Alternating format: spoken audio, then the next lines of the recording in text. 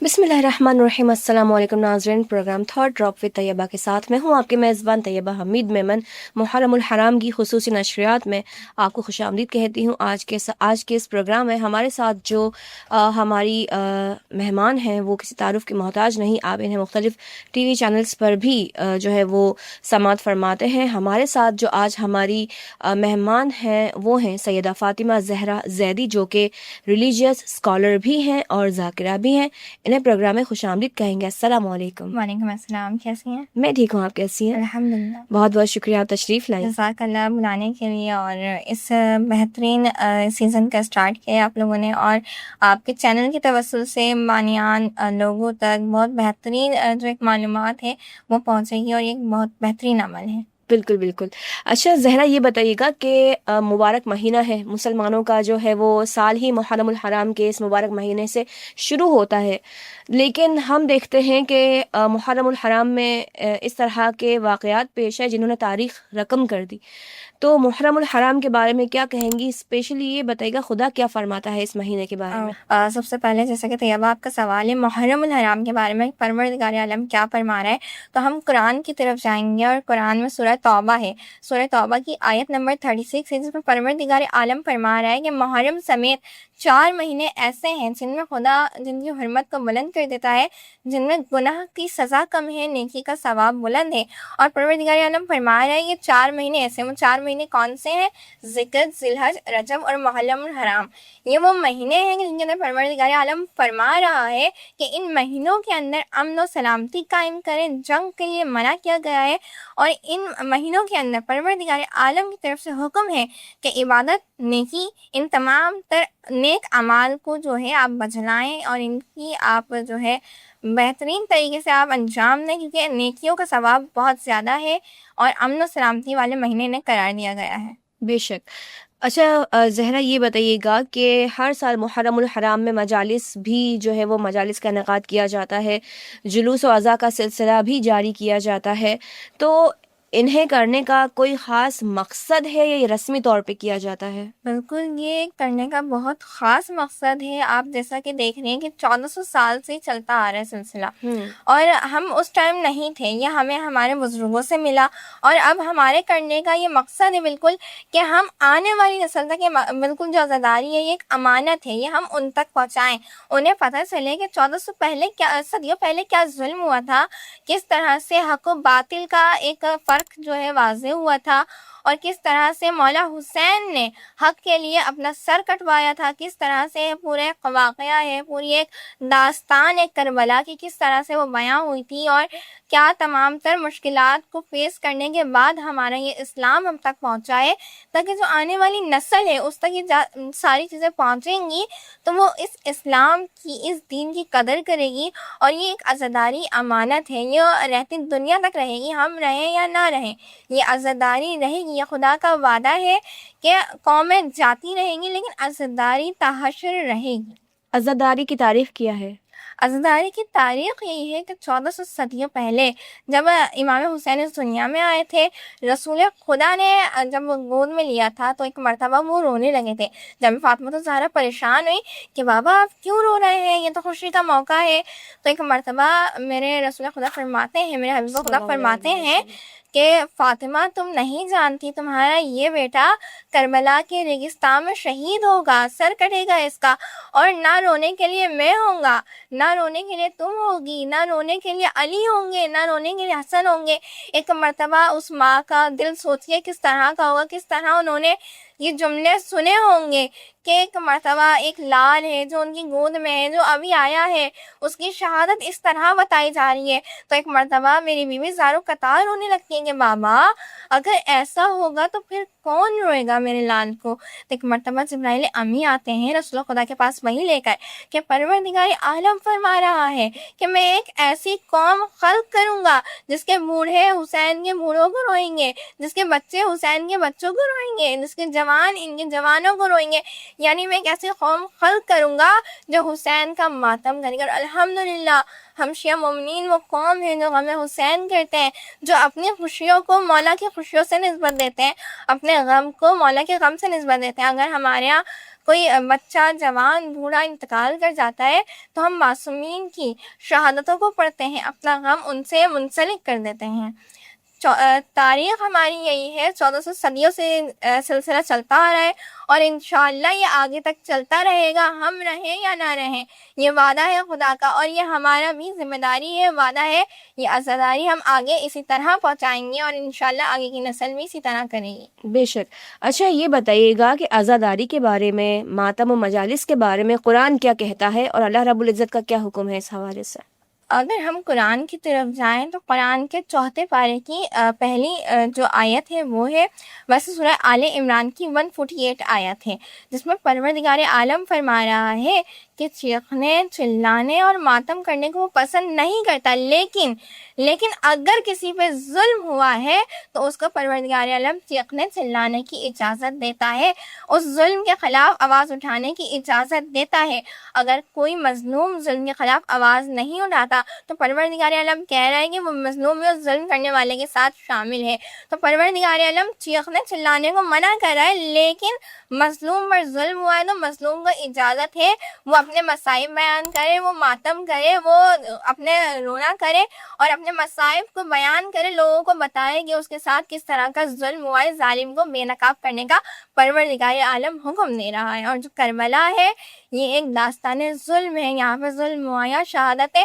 اگر ہم کہیں کہ شہادت ہے، جیسے بہت سارے میرے دوسرے مذاہب، دوسرے فقہ کے بہن بھائی ہیں، وہ کہتے ہیں کہ شہادت ہے اور یہ خوشی اور شہید زندہ ہوتا ہے۔ بالکل شہادت ہے، شہید زندہ ہوتا ہے، لیکن یہ ظلم ہے۔ آپ دیکھیں کسی شہادت میں 6 ماہ کا بچہ شہید نہیں ہوتا، اور کس طرح شہید ہو رہا ہے 3 بھال کے تیر سے، 3 دن کی پیاس سے۔ آپ تصور کریں، ہمارے گھر میں بھی بچے ہیں، مائیں ہیں، بہنیں ہیں، ہمارا پورا خاندان۔ اب تصور کریں کیا کوئی ماں اپنے 6 ماہ کے بچے کو دے گی قربان ہونے کے لیے؟ بالکل اب تصور کریں کہ اس پورا جناب زہرا کا بھرا گھر اجڑا ہے میدان کربلا کے اندر، فقط کس لیے کہ دین اسلام بچے، کس لیے کہ نانا کی امت تک دین اسلام صحیح طریقے سے پہنچے۔ حق و باطل کا فرق واضح، اگر مولا سر نہ گڑاتے تو آج ہم حق و باطل کا فرق نہیں کر سکتے۔ آج ہمیں نہیں پتا ہوتا کہ صحیح کیا ہے، غلط کیا ہے۔ آج ہمیں نہیں پتا ہوتی، حرام حلال کی تمیز نہیں ہوتی۔ آج جو ہم سکون سے زندگی جی رہے ہیں، نماز ادا کر رہے ہیں وقت پر، تو یہ فقط سر حسین کا صدقہ ہے۔ بے شک اگر جناب امام حسین سر نہیں کٹواتے تو آج ہم نماز نہیں پڑھ سکتے تھے، آج یزیدیت عام ہوتی۔ آپ یہ دیکھیں سر کٹوانے کے بعد، اتنا سب کرنے کے بعد بھی یزیدیت کس طرح سے، کتنی دشواریاں آتی ہیں، مجالسیں ہوں، جلوسیں۔ ابھی میں ریسنٹ آپ کے سامنے کی بات ہے، منیر کے واقعہ، کرنگی کا واقعہ، اس طرح کے مختلف مقامات کے واقعے کہ جہاں شیعوں کو سبیلیں نہیں لگانے دے رہے، جہاں مختلف جو ہے پارٹیز کی ریلیز گزر رہی ہیں، دشواریاں پیدا کر رہے ہیں۔ کیا ہے یہ؟ ہمیں نام حسین لینے سے روک رہے ہیں، لیکن یہ بات نہیں جانتے کہ اس کا وعدہ خدا نے کرے۔ ہمارے کیا اوقات کہ ہم امام حسین کا نام لیں؟ خدا نے اس چیز کا وعدہ کرا ہے، خدا ہے اس چیز کو چلانے والا، خدا چلا رہا ہے، اور یہ ہماری سانسیں جب تک رہیں گی ہم نام حسین لیتے رہیں گے۔ بھلے ہمیں اس کے لیے قتل کر دیا جائے، ہم سر کٹوانے کے لیے تیار ہیں، لیکن ہم نام حسین لینا نہیں چھوڑیں گے۔ ماشاءاللہ، بہت ہی خوبصورت بات کہی۔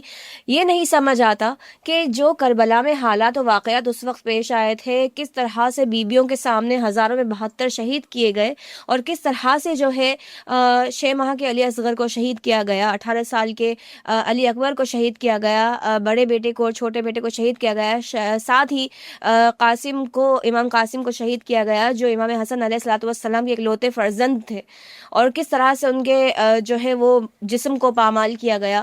یہ بھی مسلمان تھے، یہ بھی کلمہ پڑھنے والے تھے، یہ بھی جو ہے وہ اللہ کا نام لینے والے تھے، رسول کا نام لینے والے تھے۔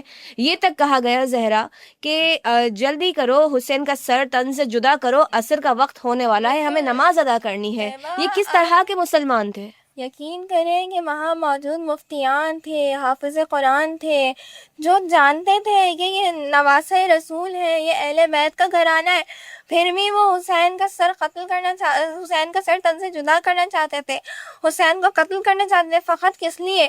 تاکہ حاکم وقت خوش ہو جائے۔ حاکم وقت وہاں کا ابن زیاد تھا، اسے خوش کرنے کے لیے وہ رسول کے نواسے کو شہید کرنا چاہتے تھے، اور انہوں نے کیا، اور پھر اس کے بعد انہوں نے نماز بھی ادا کری۔ ابھی ایک طرف وہ نماز پڑھ رہے ہیں، ایک طرف اس حسین کو مٹا رہے ہیں، اور ان کی سوچ تھی کہ ہم سر حسین تن سے جدا کر دیں گے، حسین کو ختم کر دیں گے تو یہ حسینیت اہل بیت ختم ہو جائے گی۔ لیکن آپ دیکھیں خدا کا معجزہ، اہل بیت سر تن سے جدا ہوا مگر آج تک حسین حسین ہے۔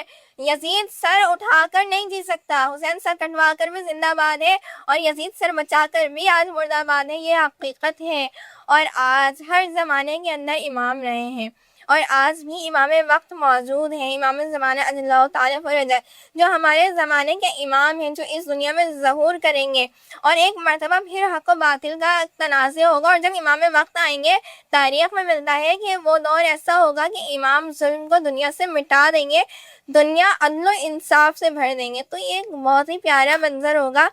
لیکن جو کربلا میں ظلم ہوا ہے نا، یہ صرف شہادت نہیں تھی، یہ ظلم تھا، بالکل جہاں 6 ماہ کے بچے سے لے کے 56 سال کا بوڑھا موجود تھا، جہاں گھر کے آپ تصور کریں کہ شب عاشور ہے، ہر ماں اپنے بیٹے کو تیار کر رہی ہے کہ صبح ہوتے ہی عصر عاشور اپنے امام حسین پر، اپنے آقا حسین پر جان لٹانی ہے، قربانی دینی ہے، اور سب سے پہلے قربانی آپ نے دینی ہے تاکہ میں حسین کے سامنے شرمندہ نہ ہوں، تاکہ میں جناب فاطمہ الزہرا کے سامنے شرمندہ نہ ہوں۔ آپ دیکھیں کہ جناب زینب بنت علی کا صبر کہ انہوں نے اپنے دونوں بیٹے امام حسین پر قربان کر دیے، اور سب کا حوصلہ برقرار رہے، اس لیے انہوں نے گریہ نہیں کرا، وہ روئی نہیں، وہ کم روئی ہیں۔ جب سایہ اجڑا ہوا قافلہ مدینے واپس آیا ہے نا، اس کے بعد انہوں نے اپنے گھر میں آ کے اون محمد کا ماتم کرا ہے، انہوں نے کربلا میں اون محمد کا ماتم نہیں کرا۔ سوچیں اس ماں کا صبر کیا ہوگا جس نے فقط اس لیے اون محمد کا ماتم نہیں کیا کہ اگر میں روئی تو باقی بیویوں کو کون سنبھالے گا۔ کربلا ایک بہت بڑا ظلم ہے، جو بولتے ہیں کہ کربلا میں صرف شہادتیں ہوئی ہیں، اور یہ کہہ کر وہ عید مناتے ہیں، وہ جشن مناتے ہیں۔ وہ ایک بار تصور کریں کہ اگر ان کے گھر کے 6 مہینے کے بچے کو بے دردی سے قتل کر دیا جائے، اگر ان کے گھر کی عورتوں کو بازاروں میں پھرایا جائے، اگر ان کے جوان بیٹوں کو شادی کے بجائے سولی چڑھایا جائے، تو کیا وہ تب بھی جشن منائیں گے یا ماتم کریں گے؟ اگر گھر میں ایک جنازہ ہوتا ہے تو ماتم برپا ہو جاتا ہے۔ جناب زہرا کا بھرا گھر لٹائے، آپ کیسے کہہ سکتے ہیں کہ ہم ماتم نہیں کریں گے؟ یہ ظلم نہیں، آپ نہیں کریں، ہم کریں گے۔ ہم حق کو ہمیشہ سر بلند رہا ہے، رہے گا، اور آگے ہم اس کو سر بلند رکھیں گے۔ ہمارے خدا سے وعدہ ہے، ہم کم سے کم ہم رسول خدا اور جناب فاطمہ الزہرا کے آگے جا کے شرمندہ تو نہیں ہوں گے۔ ہم نے ان کے بیٹے کا غم منایا ہے۔ جو بالکل لوگ کہتے ہیں نا کہ یہ شہادتیں، یہ بات وہ امام حسین کے سامنے کہیں کہ یہ شہادت ہے، یہ ظلم نہیں ہے، پھر وہ مولا خود انہیں جواب دیں گے۔ بالکل یہی سوچتے ہیں کہ جس گھر میں جو ہے وحی نازل ہوتی تھی، جس گھر سے پردے کا حکم دیا گیا، اسی گھر کی بیبیوں کو بے پردہ کیا گیا، بے پردہ شام کے بازاروں میں پھرایا گیا۔ یہ یزیدیت، یہ جو ہے بربریت تھی۔ ایک طرح سے ہم کہہ سکتے ہیں کہ اگر حاکم وقت کو راضی کرنے کے لیے اس وقت علماء یا مفتیان کرام نے جس طرح کا سٹینڈ لیا کہ آپ پر جو ہے امام حسین علیہ الصلوۃ والسلام کی جو شہادت آپ پر جائز ہے، تو انہوں نے حاکم وقت کو راضی کرتے ہوئے جو حاکم اعلیٰ ہے، جو ہمارا اللہ رب العزت ہے، اسے سدا کے لیے ناراض کر دیا، اور خود بھی کس طرح کی موت مرے یہ بھی ہمیں روایات میں پتہ چلتا ہے۔ ذرا یہ بتائیے گا کہ کیا کربلا انسان کے لیے واقعاً درسگاہ ہے، اور مطلب کہ ہم اس سے کیا سیکھتے ہیں؟ چونکہ آج ہم یہ دیکھتے ہیں کہ فلسطین میں، غزہ میں کس طرح سے جو ہے وہ مظلومیت دیکھنے میں نظر آتی ہے، اور کس طرح سے ظلم و بربریت اور دہشت گردی کا نشانہ بنایا جا رہا ہے۔ ایک کربلا وہ تھا جو ہم 1400 سال پہلے دیکھ رہے تھے، ایک کربلا یہ بپا ہے کہ فلسطین اور غزہ میں اس وقت جو ہے وہ مظلومین کو بے دردی کے ساتھ جو ہے وہ قتل عام جاری ہے، شہید کیا جا رہا ہے۔ کیا دیکھتی ہیں؟ طیبہ آپ نے بالکل درست کہا، لیکن ہم فلسطین غزہ کو کربلا نہیں کہیں گے، ہم کربلا کی پرچھائی، کربلا کا بالکل عکس کہیں گے۔ بالکل جو کربلا 1400 صدیوں سال پہلے ہوئی تھی نا، اس کربلا سے ہمیں میدان عصر عاشور کیا سبق سیکھنے کو ملتا ہے؟ اور یہ جو آپ نے کہا کہ سوال آپ کا کہ کیا واقعی یہ ہمارے لیے درس کا ہے، تو بالکل درس کا ہے۔ آپ دیکھیں میدان کربلا سے ہمیں دوستی، وفا، کردار، انسانیت، عبادت، اخلاق، ہر طرح کا سبق اگر ہمیں ملتا ہے تو کربلا سے ملتا ہے۔ اگر ہم ایک جاہل لاشعور انسان کو لا کر بیٹھا دیں اور فقط ہم اسے صرف کربلا پڑھائیں تو وہ لاشعور باشعور بن جائے گا۔ کربلا ایسی درسگاہ ہے۔ آپ دیکھیں کہ آج 3 محرم الحرام ہے، آج کے روز امام حسین نے اپنے دوست حبیب ابن مظاہر کو خط لکھا تھا کہ اے حبیب، میں جو ہے فاطمہ بنت حسین، جو فاطمہ ابن حسین جو ایک ٹائم میں تمہارے ساتھ کھیلا کرتا تھا، آج شاید تمہیں نہیں معلوم کہ آج ہمارا قافلہ میدان کربلا میں پہنچ چکا ہے اور حسین کو تمہاری مدد کی ضرورت ہے۔ اگر آ سکتے ہو تو جلد آ جاؤ، تو عصر عاشور تمہارا میری ملاقات ہو جائے گی، جو اگر نہ آ سکے تو روز قیامت ملاقات ہو۔ آپ سوچیں گے کتنے دردناک جملے ہیں کہ امام حسین امام مدد کے لیے بلا رہے ہیں کہ اگر آ گئے تو عصر عاشور ملاقات ہو جائے گی، اگر نہ آ سکے تو پھر بروز قیامت ملاقات ہوگی۔ حبیب ابن مظاہر کو بلایا، اور جب حبیب ابن مظاہر کے پاس خط پہنچا ہے تو وہ روایات میں ملتا ہے کہ دسترخوان ان کی زوجہ نے بچھایا تھا، وہ کھانا کھانے کے لیے بیٹھنے والے تھے، لیکن جب دروازے میں دق الباب ہوا اور انہوں نے دیکھا کہ جناب فاطمہ الزہرا کے لال کا خط ہے، ایک مرتبہ انہوں نے خط کو چوما، سینے سے لگایا، اور جب دیکھا کہ حسین نے آواز دی ہے، حسین نے پکارا ہے، تو انہوں نے کھانا نہیں کھایا، وہ سوار ہو کے چل دی ہے کہ میرا مولا مجھے بلا رہا ہے، مجھے امام حسین کے پاس جانا ہے۔ دوستی کا سبق ملتا ہے، وفا کا سبق ملتا ہے کہ جناب عباس 3 دن کی پیاس ہے، شدت پیاس ہے، جو ہے مشق سکینہ میں پانی بھر رہے، فرات سامنے، لیکن عباس نے پانی نہیں پیا، مشکیزہ بھرا کہ میرے آقا پیاسے ہیں، میری بھتیجی پیاسی ہے۔ وفا کا سبق مل رہا ہے، ہمیں اخلاق کا سبق مل رہا ہے، ہمیں کردار، ہمیں نفس کا سبق مل رہا ہے کہ کس طرح اپنے نفس امارہ کو مار کے نفس لوامہ سے ہوتے ہوئے نفس مطمئنہ تک سفر کرتے ہیں۔ ایک رات میں کس طرح حر سے حر علیہ السلام بنے کہ ایک مرتبہ ایک ٹائم تھا وہ یزیدیت کی فوج میں تھے، لیکن ایک ٹائم آیا، ایک رات کس طرح سے کہ ان کی بیٹی سارا دن جو ہے پریشان ہے خیمے میں۔ انہوں نے پوچھا کہ بیٹی کیوں چکر کاٹ رہی ہو؟ تو انہوں نے کہا کہ بابا امام حسین کی بیٹی جناب سکینہ ہے، وہ رو رہی ہیں، وہ گریہ کر رہی ہیں کہ کل عصر عاشور ہے، 3 دن کی پیاس ہے بابا۔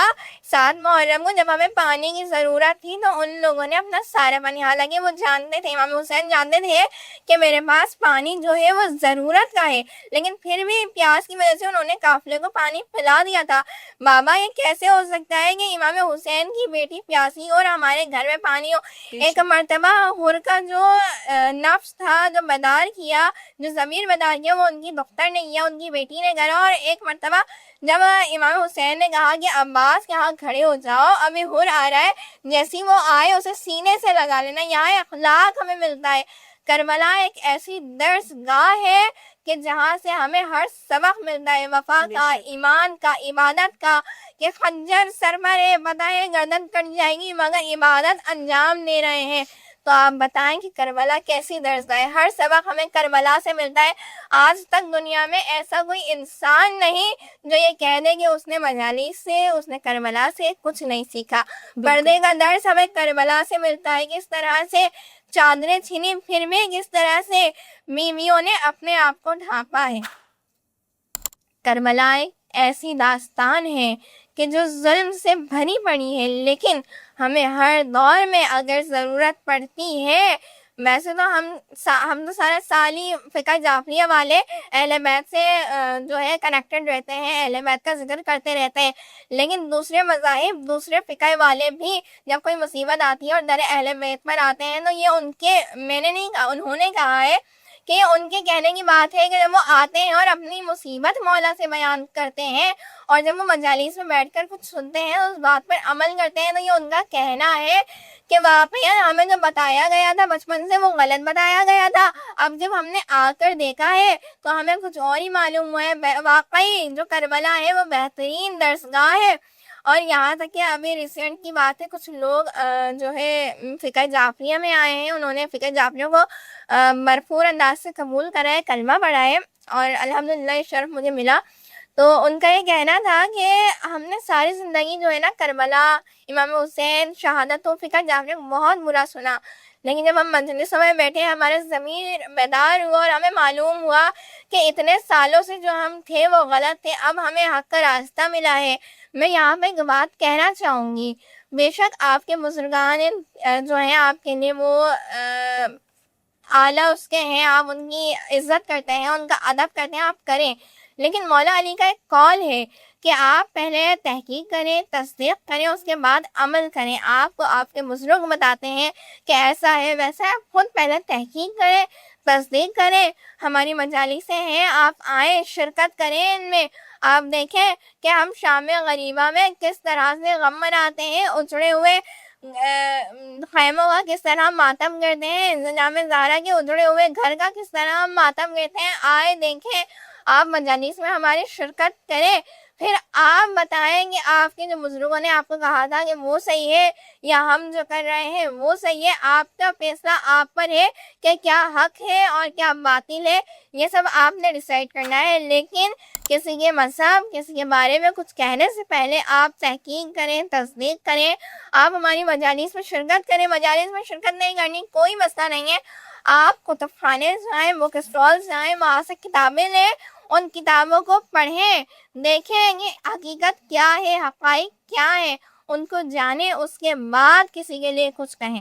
بات کی اہل بیت کا مرتبہ کیا ہے یہ بتائیے گا۔ دیکھیں، میری اور آپ کی حیثیت ہماری کوئی حیثیت ہی نہیں ہے کہ ہم اہل بیت کا مرتبہ بیان کریں۔ پروردگار عالم اہل بیت کے لیے فرما رہا ہے، انما یرید اللہ لیذہب عنکم الرجس اہل البیت ویطہرکم تطہیرا، اللہم صلی علی محمد وعلی محمد وعلی محمد۔ پروردگار عالم فرما رہا ہے کہ اہل بیت وہ ہستیاں ہیں، وہ معصومین ہیں کہ جن سے پروردگار عالم نے نجاست کو دور رکھا ہے۔ بے شک اہل بیت کا مرتبہ وہ ہے کہ پروردگار عالم فرما رہا ہے کہ جس نے اہل بیت کو ناراض کیا اس نے مجھے ناراض کیا، جس نے اہل بیت کو راضی کرا اس نے مجھے راضی کرا۔ نہیں المنکر اینڈ عمل بالمعروف اینڈ نہیں المنکر۔ عمل بالمعروف یعنی کہ خدا اور رسول کا دشمن سے جس نے دوستی رکھی وہ خدا کا بندہ نہیں ہے، وہ یزیدیت کے لشکر میں ہے، اور جس نے خدا اور محمد کے دوست سے دوستی رکھی وہ خدا اور محمد کو بھی عزیز ہے۔ اور یہ اہل بیت کون ہے؟ یہ گھرانے محمد و آل محمد ہیں، جناب محمد صلی اللہ علیہ وسلم کی آل ہیں، اور جنہوں نے انہیں ناراض کر دیا اس نے جناب رسول خدا کو ناراض کر دیا، جناب رسول خدا کو ناراض کر دیا تو پروردگار عالم کو ناراض کر دیا، کیونکہ پروردگار عالم کو سب سے عزیز، سب سے زیادہ جو محبت ہے وہ حضرت محمد صلی اللہ علیہ وآلہ وسلم سے۔